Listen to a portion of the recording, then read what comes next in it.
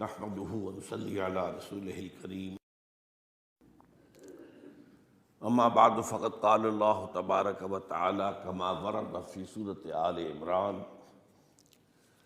اعوذ باللہ من الشیطان الرجیم بسم اللہ الرحمن الرحیم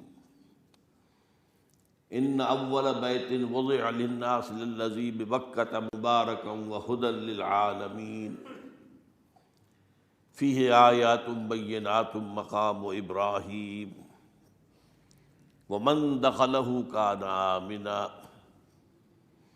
وللہ علی الناس حج البیت من استطاع الیہ سبیلا ومن کفر فإن اللہ غنی عن العالمین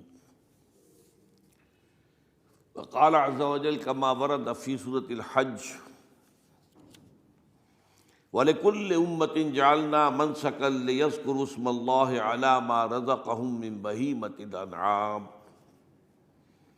فَإِلَٰهُكُمْ إِلَٰهٌ وَاحِدٌ فَلَهُ أَسْلِمُوا وَبَشِّرِ الْمُخْبِتِينَ الَّذِينَ إِذَا ذُكِرَ اللَّهُ وَجِلَتْ قُلُوبُهُمْ وَالصَّابِرِينَ عَلَى مَا أَصَابَهُمْ وَالْمُقِيمِي الصَّلَاةِ وَمِمَّا رَزَقْنَاهُمْ يُنْفِقُونَ والبدن جعلناها لكم من شعائر الله لكم فيها خير فاذكروا اسم الله عليها صواف فإذا وجبت جنوبها فكلوا منها وأطعموا القانع والمعتر كذلك سخرناها لكم لعلكم تشكرون لن ينال الله لحومها ولا دماؤها لن ينال الله لحومها ولا دماؤها ولكن يناله التقوى منكم كذلك سخرها لكم لتكبروا الله على ما هداكم وبشر المحسنين صدق الله العظيم رب اشرح لي صدري ويسر لي امري واحلل عقدة من لساني يفقهوا قولي اللهم ربنا الہمنا رشدنا واعذنا من شرور انفسنا اللهم ارنا الحق حقا وارزقنا اتباعه وارنا الباطل باطلا وارزقنا اجتنابه آمین یا رب العالمین۔ آج ذی الحجہ کی 3 تاریخ ہے، گویا کہ ٹھیک ایک ہفتے کے بعد عید الاضحیٰ آ رہی ہے۔ دیکھیے اسلام میں جو 4 عبادات فرض کی گئی ہیں، جو 4 ارکان ہیں، ایک رکن تو ہے جس کا تعلق ہے عقیدے سے، کلمہ شہادت، اور 4 ارکان وہ ہیں جن کا تعلق عبادات سے، نماز، روزہ، حج اور زکوٰۃ۔ ان میں ایک عجیب قسم کی تقسیم ہے، مثلاً 1 2 جمع 2 کی تقسیم بنتی ہے۔ 2 عبادات ان میں سے وہ ہیں جو ہر مسلمان پر فرض ہے، امیر ہو، غریب ہو، مرد ہو، عورت ہو، ہر ایک پر فرض ہے، نماز اور روزہ، یہ دونوں چیزیں ہر ایک پر فرض ہیں۔ لیکن 2 وہ ہیں کہ جو صرف صاحب استطاعت لوگوں پر فرض ہیں، وہ عام نہیں ہیں۔ جو صاحب نصاب ہیں ان پر زکوٰۃ ہے، جو صاحب استطاعت ہیں، حج کرنے کی استطاعت رکھتے ہیں، ان پر حج ہے۔ اس میں 2 جمع 2 کی ایک تقسیم اور آتی ہے، ایک اور اعتبار سے۔ قرآن میں زیادہ ایمفیسس 2 عبادات پر ہے، نماز اور زکوٰۃ۔ اقیموا الصلاۃ وآتوا الزکاۃ، اقیموا الصلاۃ وآتوا الزکاۃ، اقیموا الصلاۃ وآتوا الزکاۃ، یقیمون الصلاۃ ویؤتون الزکاۃ۔ یہ گویا کہ بندھا ہوا ہے ایک جوڑا، جبکہ یہ صورتحال جو ہے روزے کی بھی نہیں ہے اور حج کی بھی نہیں ہے۔ صلاۃ اور زکوٰۃ کا حکم بے شمار مرتبہ قرآن میں آیا، اور روزے کے سارے احکام ایک مقام پر سورہ بقرہ کے 23 رکوع کی 6 آیات میں سب کا سب بیان ہوئی۔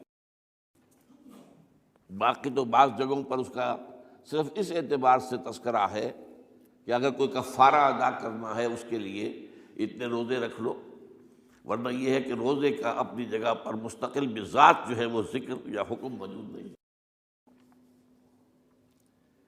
اس اعتبار سے غور کیجئے، حج کا معاملہ بھی یہی ہے۔ وہ ایک تو یہ کہ سورہ آل عمران میں اس کی فرضیت کا ذکر آیا، وہ میں نے آیات آپ کو پڑھ کر سنائی ہیں، 2 آیات، ان پر ابھی گفتگو کریں گے۔ سورہ بقرہ کے 24ویں اور کچھ 25ویں رکوع میں کچھ اس کے مناسک بیان ہوئے، سورہ حج کے 4تھے رکوع میں اس کے مناسک بیان ہوئے، بس باقی پورے قرآن میں تو اس کا ذکر نہیں ہے۔ تو اس اعتبار سے فرق ہو گیا 2 جمع 2 کا، لیکن یہ جو جن کی اہمیت اس اعتبار سے کم ہو گئی ہے، اللہ تعالیٰ کی ایک عجیب حکمت نظر آئی کہ ہماری جو 2 عیدیں ہیں وہ ان 2 عبادات کے ساتھ منسلک کر دی گئی۔ روزوں کے اختتام پر عید الفطر، حج کے ساتھ عید الاضحیٰ، تو گویا کہ ان 2 عبادات کی اہمیت میں اگر کسی درجے میں کوئی کمی محسوس ہوتی ہے قرآن مجید کے بیان کے حوالے سے، تو اس کی تلافی اس سے ہو جاتی ہے کہ عیدین ہماری 2 ہی عیدیں ہیں، 2 ہی تہوار ہیں، اور وہ ان 2 عبادات کے ساتھ جوڑ دیے گئے۔ اب آخری بات سمجھیے، 3 جمع 1 کی بھی ایک تفریق ہے۔ 3 عبادات وہ ہیں جو مؤقت ہیں صرف، یعنی معلق بالزمان، ان کا تعلق وقت کے ساتھ ہے، یہ نہیں کہ کسی خاص جگہ سے متعلق ہے۔ نماز ہر جگہ فرض ہے، ہاں البتہ اس کا وقت آئے گا، اگر سورج جو ہے نصف النہار سے ڈھلکے گا تو ظہر کا وقت ہوگا، اگر کسی وجہ سے اللہ تعالیٰ کی حکمت ہو کہ سورج وہیں کا وہیں کھڑا رہ جائے تو ظہر کا وقت آئے گا ہی نہیں، ظہر فرض ہوگی ہی نہیں۔ مغرب اسی وقت فرض ہوگی جبکہ سورج غروب ہو جائے، اگر کسی وجہ سے سورج غروب نہ ہو، اور کیا پتہ یہ ساری باتیں جو ہے قیامت کا جو زلزلہ آنے والا ہے اس میں یہ ساری ہی باتیں ہونے والی ہیں، سورج مغرب سے طلوع ہوگا یہ تو وضاحت کے ساتھ کہا گیا ہے، تو مغرب کا وقت نہیں آئے گا۔ اسی طریقے سے رمضان کا مہینہ آئے گا تو روزے فرض ہوں گے۔ اس حوالے سے یہ زمانے کا تعلق تو ہے لیکن کسی مکان سے کوئی تعلق نہیں۔ حج وہ ہے جس کے تقریباً تمام مناسک جو ہیں وہ ایک خاص مقام پر ادا ہوتے ہیں۔ آپ سفر کر کے جائیے، مکہ مکرمہ جائیے، اللہ کے گھر کا طواف کیجیے، پھر وہاں سے جو بھی روانگی ہوتی ہے یوم الترویہ 8 ذی الحجہ کو نکلیے اور جا کر منا میں قیام کیجیے 1 رات، پھر 9 کی صبح کو نکلیں عرفات جائیے، عرفات میں شام تک قیام رہے گا، لیکن مغرب کی نماز کے وقت کے بعد وہاں سے نکلیں گے، مغرب وہاں پڑھیں گے نہیں، وہ جا کر مزدلفہ میں پڑھی جائے گی عشاء کے ساتھ ملا کر، چاہے کتنی دیر ہو جائے۔ بہرحال یہ ساری چیزیں ایک خاص مقام کے ساتھ ہیں، منسلک ہیں، ہر جگہ پر یہ ادا نہیں ہو سکتا۔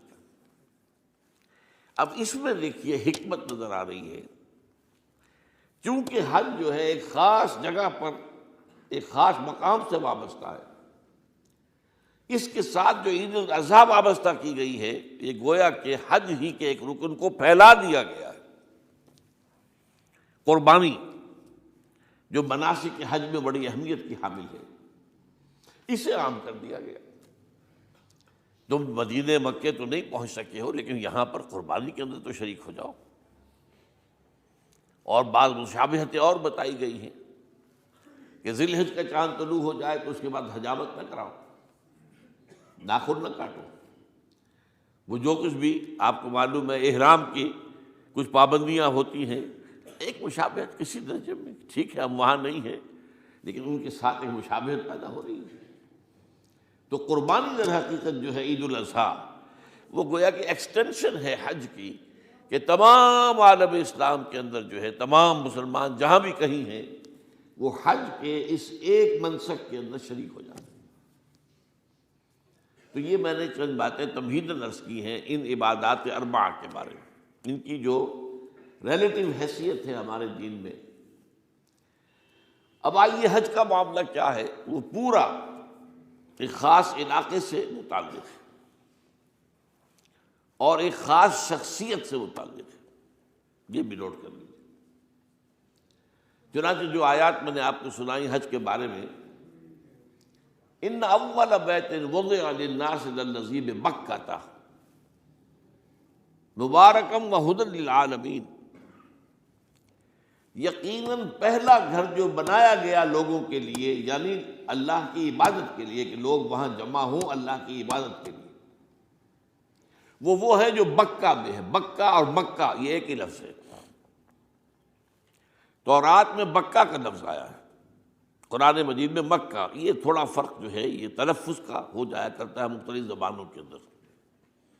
جیسا کہ آپ کو معلوم ہوگا کہ آج کل جو عرب کے لوگ ہیں وہ قاف کو گاف پڑھتے ہیں، گل، گم، قم کی بجائے گم، قل کی بجائے گل، اقول لک اقول لک، وہ گاف۔ تو یہ جو ہے فرق ہو جاتا ہے۔ تو بکہ، وادی بکہ، یہ ہے در حقیقت مکہ مکرمہ۔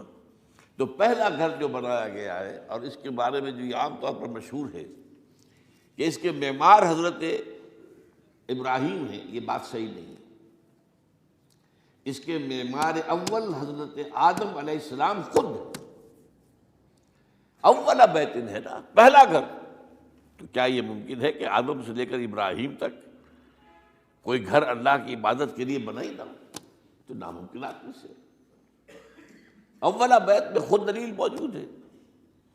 حضرت آدم علیہ السلام نے اس کی تعمیر کی۔ البتہ اس کے بعد بعض سیلابوں کی وجہ سے یہ عمارت گر گئی، اور کچھ جو وہاں پر آبادی بنی تھی وہ بھی ختم ہو گئی۔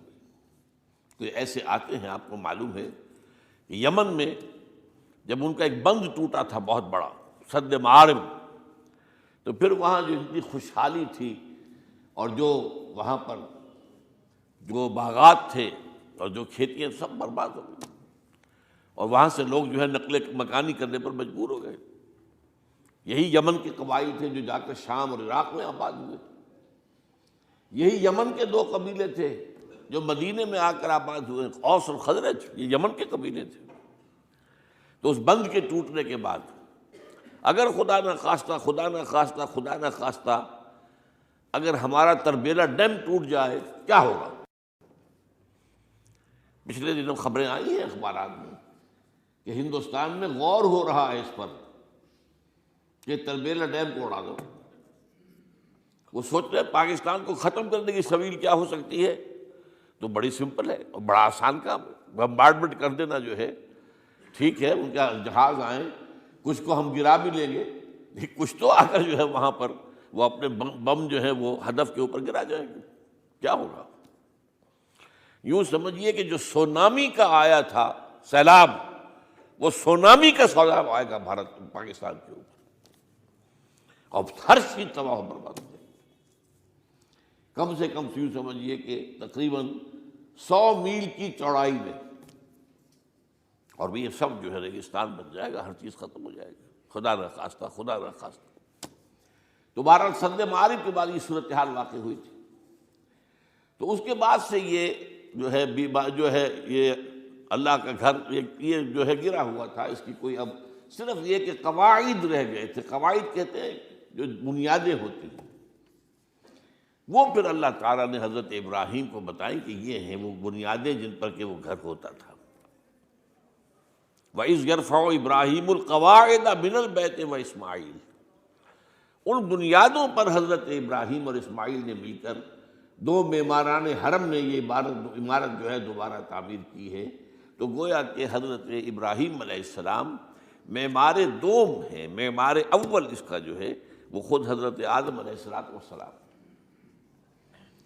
فیہ آیات بینات مقام ابراہیم، مقام ابراہیم ہے۔ جو بھی وہاں گئے ہیں انہوں نے دیکھا ہے کہ ایک پتھر تھا جس پر کھڑے ہو کر حضرت ابراہیم علیہ السلام تعمیر کر رہے تھے۔ اب آج تو آپ کو معلوم اسکیفولڈنگ لگ جاتی ہے، بانس لگ گئے، یا آج کل تو جو ہے پائپس جو ہے لوہے کے اس سے لگا کر، تو جیسے جیسے عمارت اٹھتی جا رہی ہے اسی طریقے سے اس کے ساتھ جو ہے وہ چل رہے ہیں اور ان کے اوپر کھڑے ہو کر تعمیر ہو رہی ہے۔ تو اس وقت کچھ نہیں تھا۔ تو ایک پتھر ایسا تھا کہ جو خود بخود اٹھتا تھا پھر اللہ تعالیٰ کے اٹھانے سے، یا یوں کہیے کہ ملائکہ کے اٹھانے سے، اور اسی پر حضرت ابراہیم کھڑے ہو کر وہ پتھروں کے اوپر پتھر رکھتے جا رہے تھے، اور اس کی وجہ سے اس پتھر کے اوپر کتنی دیر کھڑے رہنا ہوا ہوگا حضرت ابراہیم علیہ السلام کا کہ اس پر ان کے پاؤں کے نشان بن گئے۔ وہ ہے مقام ابراہیم، جو آپ نے دیکھا ہوگا کہ وہاں ایک بہت خوبصورت قسم کا ایک پنجرا سا بنا ہوا ہے، اور اس کے اندر وہ مقام ابراہیم ہے۔ اور جب بھی طواف کرتے ہیں تو طواف کے بعد 2 رکعتیں جو ہے وہ پڑھی جاتی ہیں ابراہیم، مقام ابراہیم کے پیچھے، جتنا بھی قریب تر ہو کر پڑھا جا سکے، لیکن بہرحال رخ ادھر ہے۔ تو فی آیات بینات مقام ابراہیم ومن دخلہ کان آمنا۔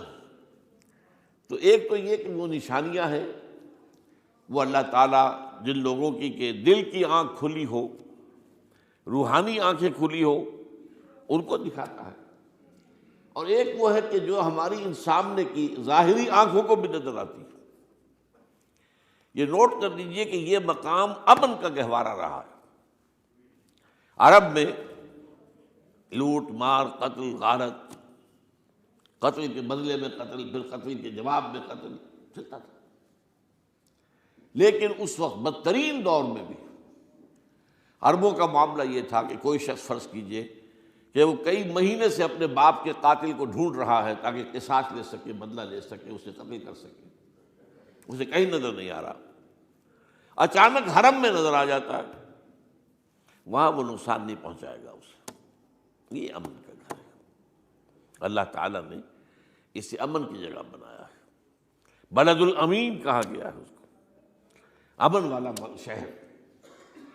تو یہ جو ہے، یہ تو آج تک بھی اس کی جو برکت ہے وہ نظر آتی ہے۔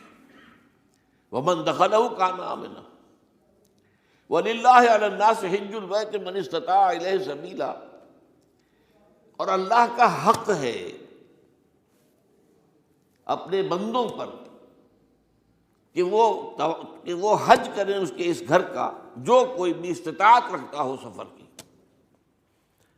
اگر زاد راہ ہے، خرچہ ہے، جانے آنے کے اخراجات مہیا ہیں، اور یہ کہ آپ پیچھے جن کو چھوڑ کر جا رہے ہیں ان کے لیے بھی اتنے وقت کا جو ہے وہ انتظام ہے، کھانے پینے کا، گزارے کا، نان نفقے کا، تو آپ پر حج فرض ہو گئے۔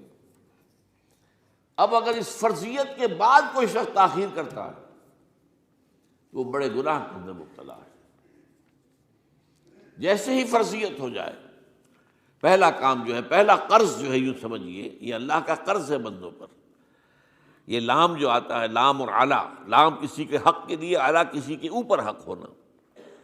وَلِلَّهِ عَلَى النَّاسِ حِجُّ الْبَيْتِ مَنِ اسْتَطَاعَ إِلَيْهِ سَبِيلًا، یہ تو اللہ کا حق ہے لوگوں پر، لوگوں کے ذمے، یہ قرض ہے اللہ کا کہ اس کے گھر کا حج کریں، جائیں، طواف کریں، اور جو بھی اس کے مناسک ہیں ادا کریں، اور وہیں پر قربانی کا بھی ہے۔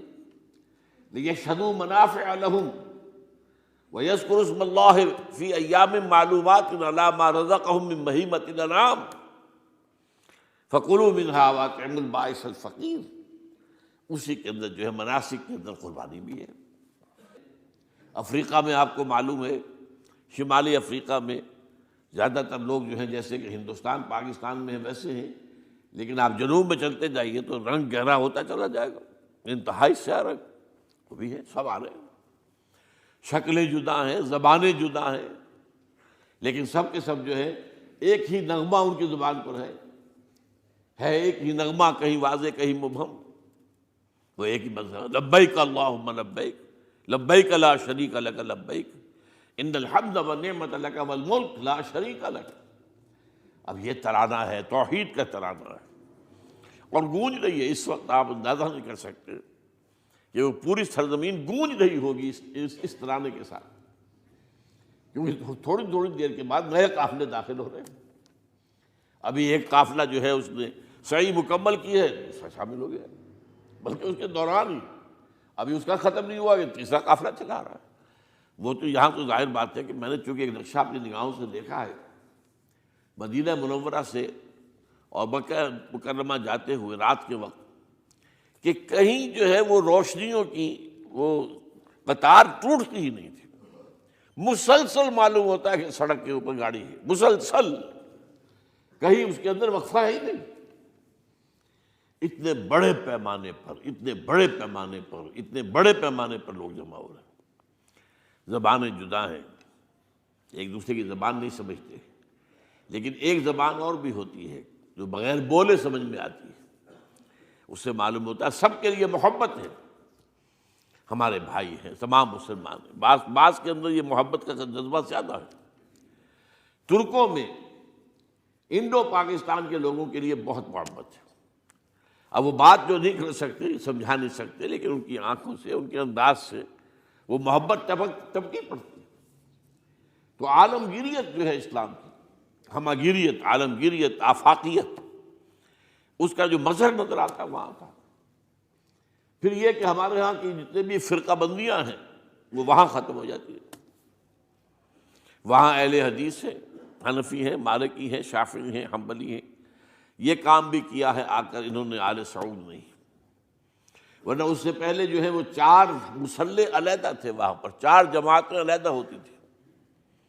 یہ حنفی مصلی ہے، یہاں پہ حنفی امام ہے وہ پڑھائے گا، یہ شافعی مصلی ہے، شافعی امام ہے وہ نماز پڑھائے گا۔ تو یہ جو ایک تفریق تھی وہاں بھی موجود تھی، انہوں نے ختم کیا۔ ایک امام کے پیچھے جماعت ہوگی، اسی میں حنفی بھی ہیں، مالکی بھی ہیں، شافعی بھی۔ کچھ ہیں لوگ جو زیادہ، جن کے اندر کچھ زہر زیادہ گھل گیا ہے فرقے واریت کا، وہ پھر نہیں نماز پڑھتے، وہاں پر محروم رہتے، اس کی فضیلتوں کو چھوڑ کر جا کر کہیں اپنے جو ہے گھروں پر جہاں ٹھہرے ہوئے وہاں جا کے نماز پڑھ لیتے ہیں کہ یہ جو ہے وہابی، ان کے پیچھے ہماری نماز نہیں ہوتی۔ لیکن نہیں، عام طور پر ایسا نہیں ہے، عام طور پر سب لوگ جمع ہیں، نماز پڑھ۔ اور ایک سب سے بڑا مشاہدہ جو ہوتا ہے، جو مجھے سب سے پہلے ہوا تھا پہلے حج میں، یہ 1962 کی بات ہے، تو میں نے محسوس کیا کہ یہ نماز کے اندر اختلافات جو ہیں اسلام مسلمانوں میں صرف اتنے ہیں کہ جس سے جماعت نہیں ٹوٹتی۔ اختلافات ہیں، رفع یدین ہے یا نہیں ہے، آمین بالجہر ہے یا نہیں ہے، اختلافات تو ہیں، لیکن جماعت نہیں ٹوٹتی۔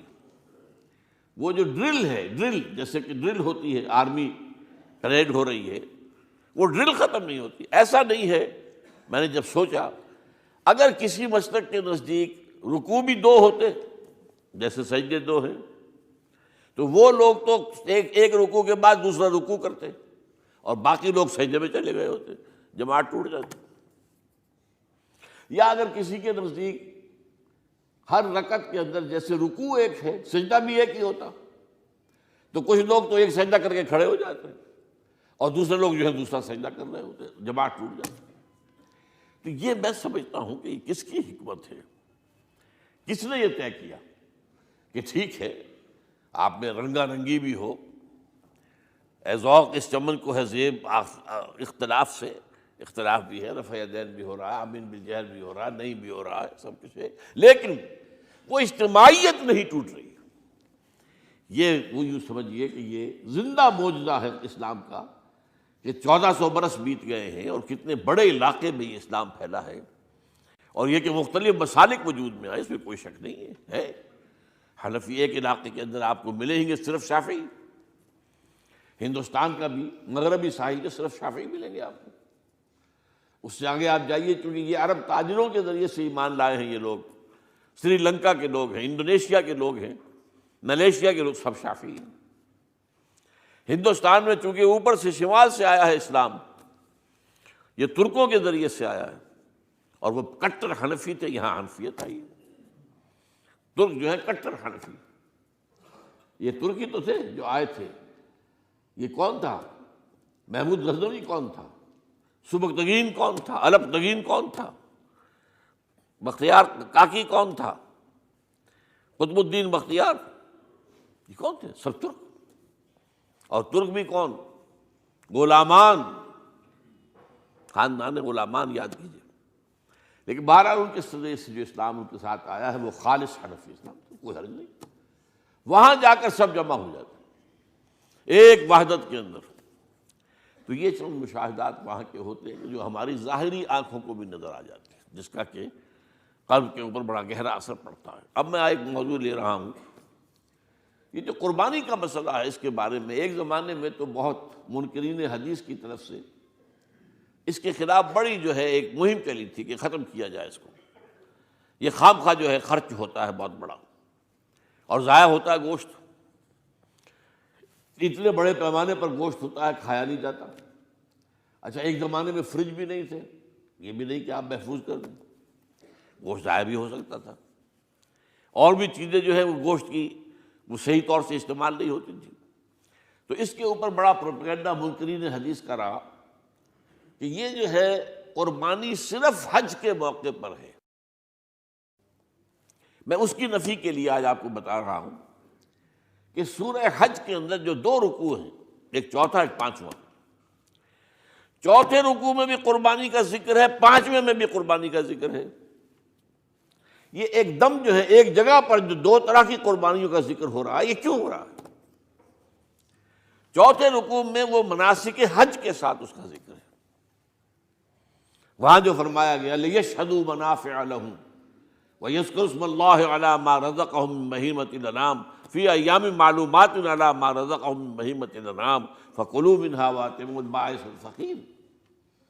وہاں پہ قربانیاں دو، پھر اللہ کا نام لو، ان جانوروں پر جو اللہ نے تمہیں عطا کیے ہیں ان جو معین دنوں کے اندر دو، فی ایام معلومات، اور پھر اس میں سے خود بھی کھاؤ، اور جو ہے جو جیسے صدقہ کا گوشت ہوتا ہے وہ نہیں ہے، وہ قربانی کا گوشت ہے، اس میں سے آپ خود بھی کھائیں اور غرباء کو کھلائیں، غریبوں کو دیں، مساکین کو دیں۔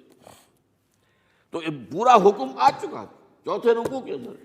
پانچواں رکوع پورا کا پورا جو ہے وہ عید الاضحیٰ پر ہے میرے نزدیک۔ یہی حکمت صوم کے بارے میں ہے کہ وہاں جب ایک حکم تکرار کر کے آیا کہ پہلے فرما دیا گیا فَمَنْ كَانَ مِنْكُمْ مَرِيضًا أَوْ عَلَىٰ سَفَرٍ فَعِدَّةٌ مِّنْ أَيَّامٍ أُخَرَ، اگر بیمار ہو کوئی اور یہ یا کہ سفر پر ہو تو وہ تعداد دوسرے دنوں میں پوری کرے۔ پھر کیا وجہ دوبارہ آ رہا ہے؟ شہر رمضان الذی انزل فیہ القرآن ھدی للناس وبینات من الھدی والفرقان فمن شہد منکم الشہر فلیصمہ ومن کان مریضا او علی سفر فعدۃ من ایام اخر۔ کیوں؟ یہ تو ادبی اعتبار سے یہ کلام کا عیب شمار ہوتا ہے، تکرار بلا کسی سبب کے، نہیں سبب کے بغیر نہیں ہے۔ وہاں کیا تھا؟ وہاں ان 2 رعایتوں کے ساتھ تیسری بھی شامل تھی کہ اگر صحیح ہو اور مقیم ہو پھر بھی روزہ نہ رکھو تو ایک مسکین کو کھانا کھلا دو۔ یہ رعایت ختم ہوئی ہے رمضان کے روزے کے ساتھ، اب رکھنا پڑے گا روزہ، اور اگر بیمار ہو یا سفر پر ہو تو ٹھیک ہے دوسرے دنوں میں پورا کرو، پورا کرنا لازم ہے اس کا۔ تو یہ چیز جو ہے یہ در حقیقت کسی وجہ سے ہوتی ہے۔ بالکل یہی بات ہے سورہ حج کے چوتھے رکوع کے اندر، وہ جو قربانی ہے حج کے ساتھ اس کا ذکر آ چکا۔ اب سنیے یہ جو آ رہا ہے، فرمایا وَلِكُلِّ أُمَّةٍ جَعَلْنَا مَنْسَكًا، ہر امت پر ہم نے ایک جو ہے قربانی کا معاملہ نازل وہ جو ہے فرض کیا ہے۔ میں نے چونکہ آج شروع میں کہا تھا کہ صوم اور حج میں کچھ مشابہتیں ہیں۔ دیکھیے صوم کا حکم بھی آیا تھا تو کس طور سے آیا تھا؟ یا ایھا الذین آمنوا کتب علیکم الصیام کما کتب علی الذین من قبلکم لعلکم تتقون، اہل ایمان تم پر روزہ رکھنا فرض کیا گیا جیسے کہ فرض کیا گیا تھا ان پر جو تم سے پہلے تھے۔ یہاں پر اسی حوالے سے بات ہو رہی ہے کہ اے مسلمانوں یہ قربانی صرف تم پر فرض نہیں کی جا رہی، یہ تو ہر امت پر، ہر نبی ہر رسول کی امت۔ وَلِكُلِّ أُمَّةٍ جَعَلْنَا مَنْسَكًا لِيَذْكُرُوا اسْمَ اللَّهِ عَلَيْهَا، تاکہ وہ نام لیں اللہ کا، عَلَىٰ مَا رَزَقَهُم مِّن بَهِیمَةِ الْأَنْعَامِ، جو کچھ اللہ تعالیٰ نے انہیں رزق دیا ہے، یہ چوپائے جو ہیں حیوانات قسم کے، ان پر اللہ کا نام لے کر چھری پھیری جائے، اللہ کے نام سے ان کو ذبح کیا جائے۔ فَإِلَٰهُكُمْ إِلَٰهٌ وَاحِدٌ فَلَهُ أَسْلِمُوا، تو یہ جان لو کہ اس قربانی کی اصل روح کیا ہے؟ وہ یہ ہے کہ اللہ تمہارا ایک الہ ہے، اسی کے سامنے تمہیں سر جھکانا ہے۔ یہ روح تقویٰ اگر نہیں ہوگی تو یہ قربانی بے معنی ہو جائے گی۔ نماز و روزہ و قربانی و حج یہ سب باقی ہیں، تو باقی نہیں ہے۔ جب اللہ تعالیٰ کے ساتھ تعلق نہیں ہے تو یہ ساری چیزیں ریچولز بن جائیں گی۔ اب یہ بھی ہوتا ہے 20-25 ہزار کے بکرے جو ہیں وہ لوگ لیتے ہیں، پھر ان کو گھماتے ہیں پھراتے ہیں، ان کے اوپر ریشمی چادریں چڑھاتے ہیں، ان کو جو ہے وہ مہندی لگا کر. بہرحال وہ چیزیں جو ہیں یہ اظہار اس طرح کا یہ تو پسندیدہ نہیں ہے. تو یہ تو لوگوں کو دکھانے کی بات ہے اور اپنے پیسے کی جو ہے اپنی دولت کے اظہار کا ایک ذریعہ ہے. لیکن یہ کہ بہرحال قربانی انسان کرے اور یہ کہ اس کے اندر روح جو ہے تقویٰ کی وہ موجود ہوگی. فَإِلَٰهُكُمْ إِلَٰهٌ وَاحِدٌ فَلَهُ أَسْلِمُوا وَبَشِّرِ الْمُخْبِتِينَ. اور اے نبی ان لوگوں کو بشارت دے دیجئے کہ جو اللہ کے سامنے جھکے رہتے ہیں، خشوع اور خضوع کی شکل اختیار کرتے ہیں. الذین اذا ذکر اللہ وجلت قلوبہم، وہ لوگ کہ جب اللہ کا نام لیا جائے تو ان کے دل لرز اٹھتے ہیں. والصابرین علی ما اصابہم، اور صبر کرنے والے جبکہ اس چیزوں پر کہ جو اللہ کی طرف سے ان پر آ گئی ہوں، مصیبتیں کوئی تکالیف. والمقیم الصلاۃ، اور نماز کو قائم کرنے والے. ومما رزقناہم ينفقون، اور جو کچھ ہم نے انہیں دیا ہے اس میں سے خرچ کرنے والے. یہ ایک نظام ہے پورا کا پورا جو اس آیت میں بیان کر دیا گیا. اس کا ایک جز جو ہے وہ یہ بھی ہے وَلِكُلِّ أُمَّةٍ جَعَلْنَا مَنْسَكًا. یہ قربانی کا معاملہ جو ہے یہ بھی ہم نے ہر امت کے اوپر فرض کیا، ہر امت جو ہے اس کے اوپر لازم کیا گیا، اور اے مسلمانوں آج تم پر بھی لازم کیا جا رہا ہے. وَالْبُدْنَ جَعَلْنَاهَا لَكُم مِّن شَعَائِرِ اللَّهِ، اور یہ جو قربانی کے اونٹ ہیں، یہ خاص طور پر چونکہ عرب میں تو اونٹ کی قربانی ہوتی تھی، دوسرے جانور تو وہاں کم ہوتے ہیں، اور بہرحال ان کی قیمتی متاع بھی اونٹ ہے. وَالْبُدْنَ جَعَلْنَاهَا لَكُم مِّن شَعَائِرِ اللَّهِ، یہ اللہ تعالیٰ کے شاعر میں سے. یہ اونٹ جو ہے یہ قربانی کا اونٹ ہے، یہ مکے لے جایا جا رہا ہے، یا یہ بکرے اور یہ مینڈے جو ہیں یہ قربانی کے ہیں، یہ وہاں جا رہے ہیں. تو یہ بھی گویا کہ ایک طرح سے اللہ کی نشانیاں بن جاتی ہیں. ان کے حوالے سے اللہ تعالیٰ کا ایک تصور اور اللہ تعالیٰ کے ساتھ ایک ذہنی رشتہ قائم ہوتا ہے. لیکن فیہا خیر، تمہارے لیے اس میں خیر ہے، بھلائی ہے. چنانچہ جب وہ جاتے تھے حج کے لیے تو جو بھی ان کے ساتھ دودھ دینے والا جانور ہے، قربانی کی نیت ہے لیکن دودھ جو ہے اس کا استعمال کر سکتے ہیں درمیان میں، اور بھی کوئی اگر ان کی کوئی چیزوں سے فائدہ اٹھانا ہو. لکم فیہا خیر. فاذکروا اسم اللہ علیہا، تو اب ان کا اللہ کا نام لو اس کے اوپر. صاف صفیں باندھ کر وہ اونٹ کھڑے ہوتے ہیں اور ان کو نحر کیا جاتا ہے. آپ کو معلوم ہے ذبح نہیں ہوتا اونٹ، اتنا بڑا جانور ہے، گردن کتنی موٹی ہے، اس کا ذبح کرنا بڑا مشکل ہے. نہر کہتے ہیں اس کو. کھڑا ہے اونٹ اور ایک برچھا، چھوٹا سا برچھا ہے جو اس کے یہاں گردن کے یہ جہاں آ کر دونوں ہنسلیاں ملتی ہیں وہاں پر مارا جاتا ہے. اور یہاں سے جو بہت بڑی وین ہے وہ در حقیقت ایورٹا، وہ جو ہے ختم ہوتا ہے تو وہاں سے خون کا پھر فوارہ آتا ہے. اور اس کے بعد پھر وہ اونٹ کھڑا کھڑا وہ رفتہ رفتہ اس کا جب خون نکل جاتا ہے تو وہ کمزور ہو کر نیچے گر جاتا ہے. یہ نہر ہے. اقول قولی ھذا واستغفر اللہ لی ولکم ولسائر المسلمین والمسلمات.